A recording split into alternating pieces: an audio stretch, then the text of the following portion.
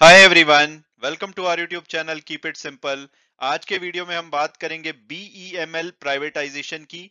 आपको शायद पता होगा कि इंडियन गवर्नमेंट अपना 26% जो स्टेक है बीईएमएल में उसको बेचने की कोशिश कर रही है। और अब लेटेस्ट अपडेट ये है कि जो इसके लिए फाइनेंशियल बिड्स हैं वो दिसंबर क्वार्टर तक आ सकती हैं। तो आज के वीडियो में हम इस टॉपिक को डिटेल में डिस्कस करेंगे और ये भी बात करेंगे कि क्या ऐसे में आपको बीईएमएल का शेयर लेना चाहिए या नहीं। और आगे बढ़ने से पहले अगर आपने अभी तक चैनल को सब्सक्राइब नहीं किया है तो प्लीज सब्सक्राइब करके हमें मोटिवेट कीजिए। तो सबसे पहले अगर बात की जाए कि भाई सरकार अपना बीईएमएल में हिस्सा बेच क्यों रही है, तो आपको उसके लिए पता होगा कि जो इंडियन गवर्नमेंट ने बजट के टाइम पे जो 2022-23 का डिसइन्वेस्टमेंट टारगेट रखा है वो 65,000 करोड़ है, जिसमें से कि आज की डेट में 24,500 करोड़ रुपए की सरकार डिसइन्वेस्टमेंट कर चुकी है। जिसमें कि मेन एलआईसी का आईपीओ है जिसके थ्रू सरकार ने अपना 3.5% हिस्सा बेच करके 20,500 करोड़ रुपए के आसपास जनरेट किए हैं। इसके अलावा ओएनजीसी से लगभग 3,000 करोड़ और 500 करोड़ के आसपास गेल और पीपीएल से जनरेट किए गए हैं। लेकिन अभी भी 40,000 करोड़ और सरकार को जनरेट करने हैं अगर वो इस साल के टारगेट को मीट करना चाहते हैं। तो इसमें बहुत बड़ा योगदान होने वाला था बीपीसीएल का, जो कि अपने आप में 40 से 45,000 करोड़ रुपए जनरेट कर सकता था। लेकिन अब उम्मीद की जा रही है कि शायद बीपीसीएल की जो सेल है वो इस साल में शुरू भी ना की जा सके, तो वहां पे डिलेड है। तो दूसरी चीजों से सरकार को पूरा करना पड़ेगा। तो अब इंपॉर्टेंट चीजें क्या है उसमें, तो ये कुछ ऑनगोइंग ट्रांजेक्शन्स हैं जिसके ऊपर दीपम काम कर रहा है और इनमें से अपना जो सरकार है स्टेक बेचने की कोशिश कर रही है। जैसे कि इसमें जो अब सबसे बड़ी उम्मीद रह जाती है बीपीसीएल के बाद वो आईडीबीआई बैंक से है। सरकार इससे 20 से 25,000 करोड़ रुपए जनरेट कर सकती है अपना हिस्सा बेच करके। इसके अलावा alloy steel, bridge and roof, engineering project, central electronics, इस तरह से बहुत सारी जो ऐसी चीजें हैं जहां पे गवर्नमेंट का हिस्सा है उनको बेच करके सरकार अपना जो बाकी का 40,000 करोड़ रुपए इस साल का बचा है उसको पूरा कर सकती है। तो इसी लिस्ट में आपको एक बीईएमएल दिखेगा जिसके बारे में हम आज के वीडियो में डिस्कशन करेंगे कि भाई ये कितना कंट्रीब्यूट कर सकता है ओवरऑल 65,000 करोड़ रुपए के टारगेट को मीट करने में। तो ये तो कुछ ट्रांजेक्शन्स हैं। इसके अलावा सरकार आईटीसी और हिंदुस्तान जिंक में जो उनका हिस्सा है ये अगर सक्सेसफुल होता है तो लगभग 65,000 करोड़ रुपए के आसपास तो सिर्फ इन्हीं दोनों डील से सरकार जनरेट कर सकती है। इसके ऊपर भी शायद सितंबर के एंड में अपडेट आए। तो ओवरऑल सरकार के पास काफी सारी चीजें लाइन ऑफ साइट में है, लेकिन देखना होगा कि वो कितनी मटेरियलाइज होती है और सरकार क्या इस साल अपना जो 65,000 करोड़ का टारगेट है वो पूरा कर पाती है या नहीं। और अब अगर बात की जाए कि भाई बीईएमएल करती क्या है, तो बीईएमएल जिसकी की फुल फॉर्म है भारत अर्थ मूवर्स लिमिटेड, ये एक Indian public sector undertaking company है जिनका की हेडक्वार्टर कर्नाटका स्टेट के बेंगलुरु शहर में है। और ये करते क्या है, ये मैन्युफैक्चर करते हैं हैवी इक्विपमेंट, जैसे डिफेंस और एरोस्पेस में जो इक्विपमेंट यूज होते हैं, व्हीकल यूज होते हैं उसको बनाते हैं। रेल और मेट्रो के जो कोचेस होते हैं उसको ये बनाते हैं। इसके अलावा माइनिंग एंड कंस्ट्रक्शन के लिए जो ट्रक और व्हीकल यूज किए जाते हैं उनको ये बनाते हैं। तो 1964 में इन्होंने रेल कोचेस बनाने से अपनी शुरुआत करी थी और 2022 में अब ये अनमैन्ड एरियल व्हीकल के भी जो इनिशियल वर्जन है उसके ऊपर ये काम कर रहे हैं। इसके अलावा ये 69 कंट्रीज में अपने 1200 इक्विपमेंट एक्सपोर्ट कर चुके हैं। जैसे कि डिफेंस प्रोडक्ट की बात की जाए तो ये इजराइल, सूरीनेम, होंडुरस, भूटान, इन कंट्रीज को डिफेंस प्रोडक्ट एक्सपोर्ट कर चुके हैं। रेलवे प्रोडक्ट की बात की जाए तो श्रीलंका और बांग्लादेश को रेलवे प्रोडक्ट एक्सपोर्ट किए जा चुके हैं बीएमएल के द्वारा। और माइनिंग एंड कंस्ट्रक्शन जो प्रोडक्ट है वो तो दुनिया भर में बेचे जा चुके हैं।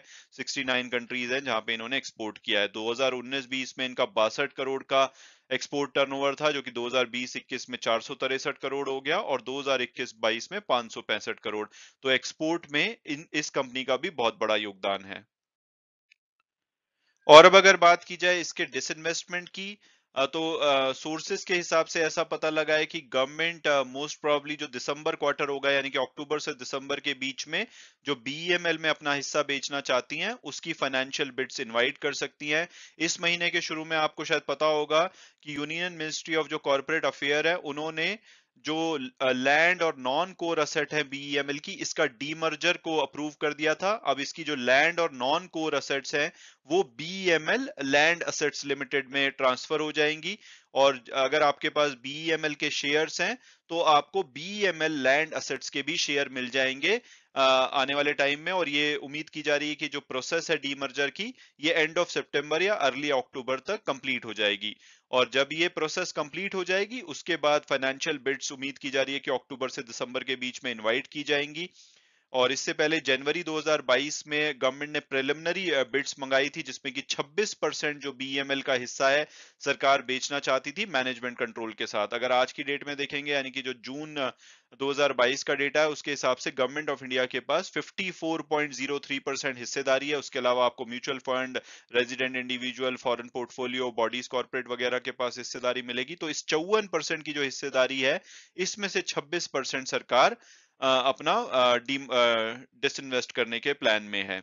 और जब इन्होंने प्रिलिमिनरी बिड्स भेजी थी जनवरी में उसके बाद multiple expression of interest receive हुए गवर्नमेंट में, यानी कि काफी सारे इन्वेस्टर हैं जिन्होंने कि अपना इंटरेस्ट दिखाया है। और उनके ही कमेंट्स के हिसाब से जो ये डीमर्जर है जो लैंड और नॉन कोर असेट्स का, इसको शुरू किया गया है। और एक बार जब डीमर्जर की प्रोसेस कंप्लीट होगी तो फाइनेंशियल बिड्स इनवाइट की जाएंगी। तो सरकार इससे कितना पैसा डिसइन्वेस्टमेंट के रूप में प्राप्त कर सकती है, तो आज की डेट में जो इसका मार्केट कैपिटलाइजेशन यानी कि 100% कंपनी की वैल्यू 7,559 करोड़ है, यानी कि एक स्मॉल कैप कंपनी है। इसमें से अगर वो 26% सरकार बेचती है तो लगभग 2,000 करोड़ रुपए के आसपास सरकार इससे जनरेट कर सकती है। तो अगर ये इस फाइनेंशियल ईयर में हो जाता है तो 40,000 करोड़ के आसपास जो हमारा अभी टारगेट बचा है उसमें से 2,000 करोड़ रुपए का योगदान बीईएमएल के द्वारा पूरा किया जाएगा। और अब अगर बात की जाए कि भाई इस न्यूज़ के बेसिस पे क्या हमें बीईएमएल का शेयर लेना चाहिए या नहीं, तो सबसे पहले अगर हम इसकी पास्ट परफॉर्मेंस देखें तो 3 साल में इन्होंने 126% की रिटर्न दी है। और एक साल में भी इनकी रिटर्न 40% के आसपास रही है। और इस साल में जब हमारा निफ्टी 50 और जो बेंचमार्क इंडेक्स है वो नीचे गिरे हैं, लेकिन बीईएमएल ने इस साल यानी कि 2022 में भी 10.5% की रिटर्न दी है, जिसमें कि मेजॉरिटी रिटर्न पिछले एक महीने में आई है लगभग 42.5% की। तो यानी कि जो डिसइन्वेस्टमेंट की न्यूज है उसके बेसिस पे ऑलरेडी इस शेयर ने उसमें बेक्ड इन हो चुका है। और अगर हम टिकर टेप के प्रेडिक्टिव एनालिसिस के हिसाब से देखें तो एवरेज प्राइस इसका 1766 आता है, हायर साइड पे 1800 और लोअर साइड पे 1730 के आसपास। तो आज की जो क्लोजिंग हुई है वो 1815 पे हुई है, उस हिसाब से ये ओवर वैल्यूड है।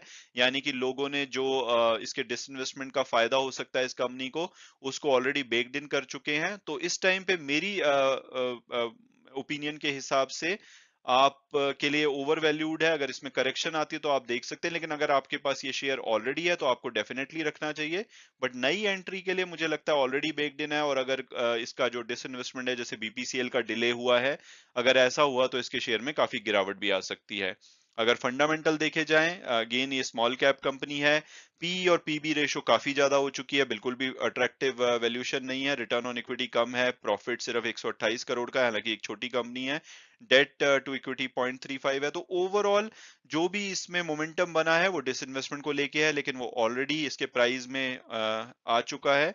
तो मुझे लगता है कि या तो अच्छी खासी करेक्शन आए तभी इसमें घुसना चाहिए, अदरवाइज आपके पास है तो लेके बैठे रहें, क्योंकि जैसे जैसे इसमें अगर पॉजिटिव न्यूज आती है डिसइन्वेस्टमेंट को लेकर के इसका शेयर भाग सकता है।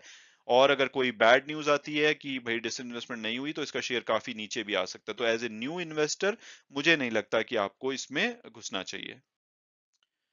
हालांकि जो भी व्यूज हैं वो मेरे पर्सनल हैं। अगर आप किसी भी शेयर में इन्वेस्ट करना चाहते हो तो अपनी फर्दर रिसर्च के बेसिस पे ही कीजिए। Thanks so much for watching the video and God bless you all.